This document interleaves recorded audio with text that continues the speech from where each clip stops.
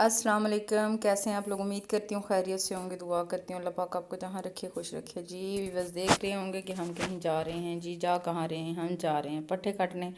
मैं और शान जा रहे थे पट्ठे काटने के लिए, तो सोचा के साथ साथ में व्लॉग भी बनाइए। हमारे साथ वालों के पट्ठे इन्होंने कटिंग कर लिए हैं। अब ये नेक्स्ट धुंधों की वजह से कम कम ही हो रहे हैं। ये साथ में गंदम उगी हुई है। वो सामने भी भाई एक बेचारा पट्ठे काटने के लिए हमारी तरह आया हुआ है। सर्दी भी काफ़ी ज़्यादा है, तो आज हम जा रहे हैं इधर पट्ठे काटने के लिए।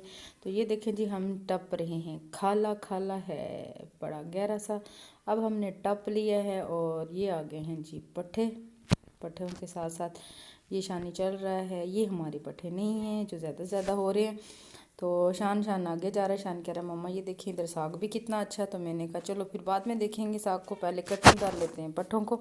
ये सरसों का खेत है और बहुत ज़बरदस्त लग रहा है और हवा भी हल्की हल्की चल रही है। ये देखें जी, शान जिधर जा रहा है इधर को है हमारे पट्ठे।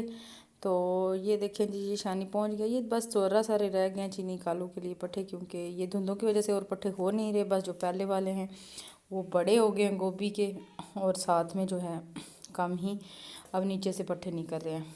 तो धुंधों की वजह से कोहरा पड़ रहा है, कोहरे में इसलिए कम होते हैं पट्ठे। तो पट्ठे ख़त्म हो जाएंगे फिर टेंशन होगी। चले अल्लाह मालिक है, फिर जब होगा देखी जाएगी। हमने पट्ठे काटने अभी। पट्ठे काट के देखें जी, मौसम भी बहुत अच्छा है और पट्ठे भी हैं। ये साथ वालों ने ना कुछ बीज रखे हुए हैं गोभी के, ताकि इसका तेल निकाला जा सके। हमने ये पट्ठे काट लिए हैं, थोड़े से काटने होते हैं क्योंकि वो 2-3 तो हैं, वो खाते भी नहीं इतना। वो सामने सरसों का साग है और साथ में कुछ उन्होंने सरसों के साग वाले पट्ठे भी काट लिए हैं। तो मैंने भी सोचा कि चले अब इसको देखते हैं।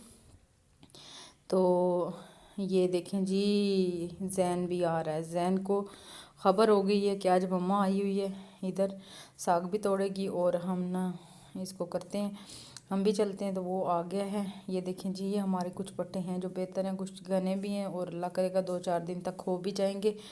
तो ये जैनी पहुंच गया। ये साथ में हमारे घर के पास ही हैं पट्ठे भी, और ये बादी भी है। और वो देखें जी, शान को मैंने मना किया कि मैंने पट्ठे काटे, कह रहे नहीं मम्मा मैं 1-2 काट लूँ फिर उसके बाद जो है ना हम चलते हैं। तो शान तो पट्ठे शट्ठे काट लेता है, कुछ उसको शौक भी है।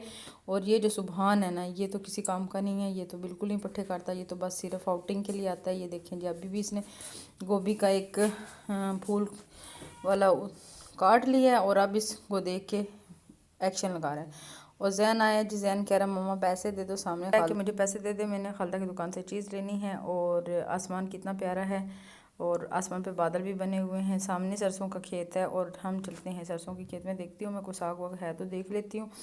तो आपको मेरी वीडियो कैसी लगी तो ये आपने मुझे लाजमी कमेंट्स में बताना है, और अपनी दुआओं में भी याद रखा करें और मेरे लिए भी दुआ किया करें, हैदर के लिए भी दुआ किया करें। ये सरसों का खेत आपको कैसा लग रहा है ये भी आपने लाजमी बताइए। ये देखें जी, हवा चल रही है जिसकी वजह से जो है ना ये इनके फूल कितने प्यारे लहलहा रहे हैं। और ये सामने हमारे घर के पास ही है और बिल्कुल वो देखें जी, सामने हमारे सामने वालों की कोठी बन रही है। और लगा आपको आपने लाजमी